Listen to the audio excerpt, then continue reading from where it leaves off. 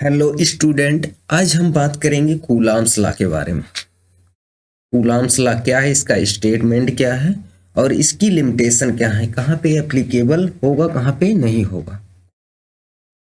तो हम बात करें ये यूनिवर्स जो एग्जिस्ट करता है, इसके पीछे सिर्फ ये फोर्स है, फोर फंडामेंटल फोर्स हैं जिससे ये यूनिवर्स एग्जिस्ट करता है।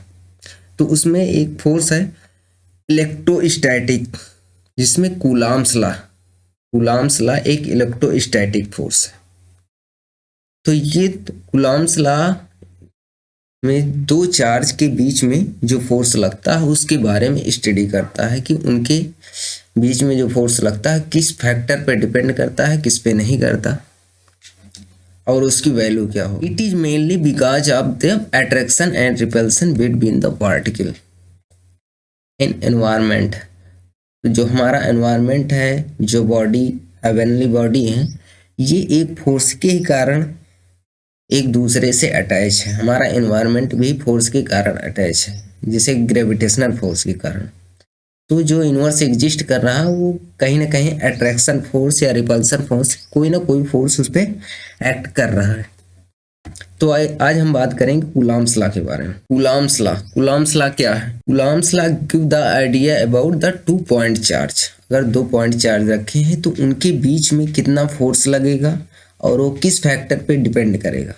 तो इसके बारे में कूलाम्स ने स्टडी की, तो उन्होंने पता लगाया कि जो दो चार्ज के बीच में जो फोर्स लगता है वो डिपेंड करता है उनकी चार्ज के, उन पे कितना चार्ज के मैग्नीट्यूड पे और उनके डिस्टेंस पे, कितनी दूरी पे चार्ज रखे हुए हैं।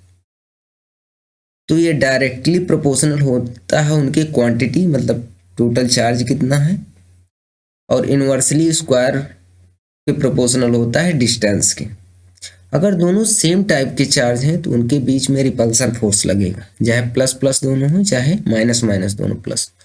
लेकिन अगर अपोजिट चार्ज हैं, एक प्लस है एक माइनस है, तो उनके बीच में हमेशा अट्रैक्शन फोर्स लगेगा। और ये बात हमें ध्यान देना है कि कूलाम्स लॉ पॉइंट चार्ज के लिए यही बताया गया है।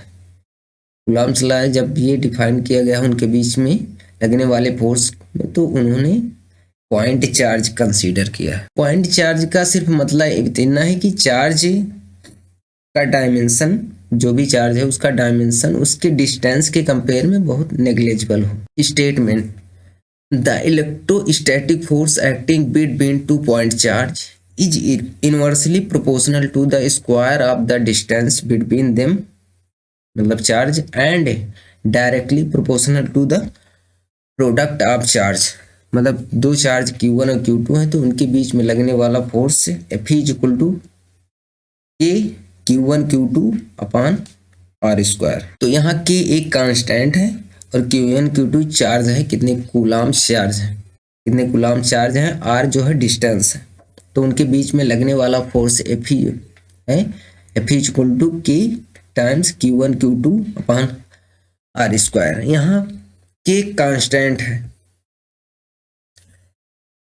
कि कांस्टेंट है जो जिसकी वैल्यू 1/4 पाई एप्सिलॉन 0 है। यहाँ एप्सिलॉन 0 या एप्सिलॉन नॉट ये परमिटिविटी है ऑफ वैक्यूम, मतलब फ्री स्पेस में परमिटिविटी। यहाँ एप्सिलॉन 0 की value 8.854 into 10⁻⁻12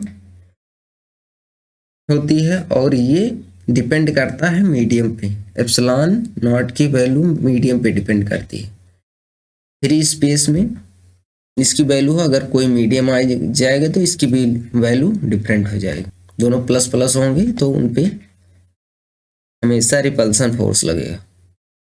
according to this theory, like charge repel and unlike charge attract.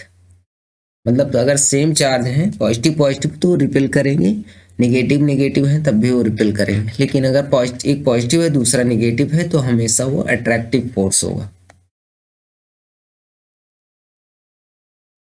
अब हम बात करते हैं लिमिटेशन ऑफ कूलाम्स लॉ की। कूलाम्स लॉ की फॉलोइंग लिमिटेशन है, जैसे is valid for the charge are static. मतलब ये कूलाम्स लॉ के थ्रू हम जो फोर्स की वैल्यू कैलकुलेट करते हैं वो पॉइंट चार्ज होना चाहिए और चार्ज स्टैटिक होना चाहिए, मतलब चार्ज मूव नहीं करना चाहिए। जिन दो चार्ज के बीच में हम फोर्स निकाल रहे हैं दोनों स्टैटिक रेस्ट पोजीशन पे होने चाहिए, वो मूव नहीं करने चाहिए। अगर वो मूव कर रहे हैं तो कूलॉम्स लॉ एप्लीकेबल नहीं होगा, क्योंकि ये इलेक्ट्रोस्टैटिक फिजिक्स के लिए एप्लीकेबल है ये कूलॉम्स लॉ। अगर सेकंड लिमिटेशन की बात करें तो कूलॉम्स ने ये एज्यूम किया था कि चार्ज जो होगा कंप्लीटली स्फेरिकल शेप या टोटली स्मूथ होगा, जबकि नॉर्मली देखा जाता है चार्ज इरेगुलर शेप में होता है। तो ये भी एक लिमिटेशन एज्यूम किया था कूलॉम्स ने कि ये चार्ज का शेप जो है स्मूथ होगा, एक डिफिनिट शेप होना चाहिए।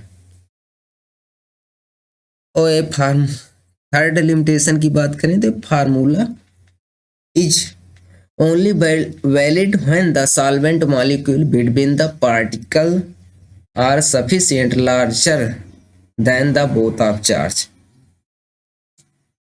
इसका मतलब यह है कि दो पॉइंट चार्ज के बीच में डिस्टेंस बहुत ज़्यादा होना चाहिए और उनके बीच में मतलब सॉल्वेंट इतना वैलिड सॉल्वेंट होना चाहिए कि प्रॉपर डिस्टेंस दोनों चार्ज के बीच में मेंटेन रहे। Coulomb's law is not valid for distance less than 10⁵15 metre. Coulomb's law is not valid for distance less than 10⁻⁻15 metre. 10⁻⁻15 metre से लेस डिस्टेंस की अगर हम बात करें तो वो न्यूक्लियस की रेंज में आ जाता है, और कूलॉम्स लॉ एटम्स के रेंज में ही वर्क करता है। अगर न्यूक्लियस के अंदर बात करें, न्यूक्लियस के अंदर कूलॉम्स लॉ वैलिड नहीं होता। तो ये रेंज में न्यूक्लियस के अंदर की रेंज आ जाती है, इसलिए कूलॉम्स लॉ वहाँ पे वैलिड नहीं होता। अगर कूलॉम्स लॉ वहाँ पे वैलिड होता तो एक इतने ज़्यादा प्रोटॉन न्यूक्लियस में डेंस प्रोटॉन होता है वो एक दूसरे के रिपल कर देते और न्यूक्लियस जो है स्टेबल नहीं होता। लेकिन कूलॉम्स लॉ वहाँ एप्लीकेबल नहीं होता, इसलिए जो है वहाँ ये फोर्स वर्क नहीं करता। तो इससे कम 10⁻⁻15 मीटर डिस्टेंस से अगर कम डिस्टेंस है तो वहाँ कूलॉम्स लॉ एप्लीकेबल नहीं होगा।